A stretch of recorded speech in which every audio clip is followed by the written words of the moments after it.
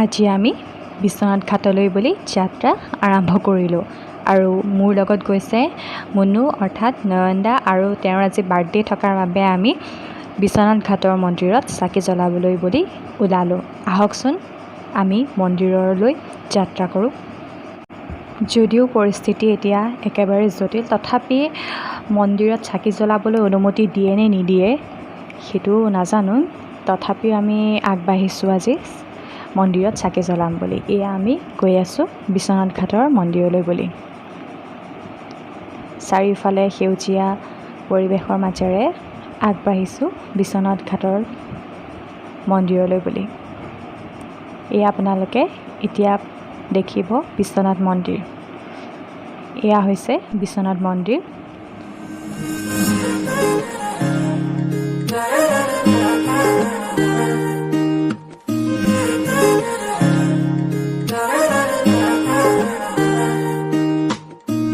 হিয়াৰ বাহিৰ সুৰ হোৱানা সুৰেৰে দিয়ানা প্ৰেৰণা। এয়া হৈছে বিশ্বনাথ ঘাটৰ পাৰ আৰু কাষতে আছে চণ্ডী মন্দিৰ। ঠিক চণ্ডী মন্দিৰৰ পিছ চাইডে বিশাল নদী। ইমান ধুনীয়া পৰিৱেশৰ মাজত বিশ্বনাথ ঘাটখন অৱস্থিত আৰু লগতে ইয়াত পানী যিহেতু বাঢ়িছে, গতিকে এতিয়া চাবলৈ বেছি ধুনীয়া হৈ পৰিছে। লগতে বৰ ধুনীয়া বতাহ এচাটি মাৰি আছে।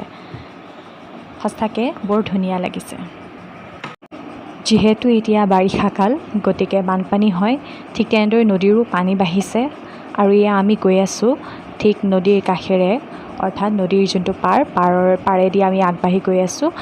যদিও পাৰটো সুন্দৰেই, তথাপিও অলপ হ'লেও লেতেৰা হৈ আছে। গতিকে এইখিনি ক্ষেত্ৰতো মানুহখিনি সজাগ হ'ব লাগে আচলতে।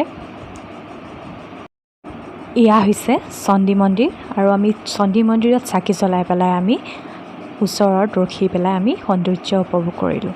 যথেষ্ট পানী বাঢ়িছে আৰু ভালো লাগিছে ৰৈ পেলাই, যিহেতু গৰম। এয়া আপোনালোকক সম্পূৰ্ণ বিশ্বনাথ ঘাটখন দেখুৱাবলৈ চেষ্টা কৰিছোঁ আৰু সঁচাকৈ বৰ সুন্দৰ। আপোনালোকো আহক, উপভোগ কৰক। যোনে যোনে নাই অহা তেওঁলোকো আহক আৰু আহি পেলাই এই সুন্দৰ পৰিৱেশ তথা বিশ্বনাথ ঘাটখন উপভোগ কৰক। বাৰ্থডে বয়ৰ মুখৰ পৰা যিহেতু হাঁহি যোৱাই নাই, গতিকে আমি এনেদৰে আজিৰ দিনটো উপভোগ কৰিছোঁ। আজিলৈ ইমানেই।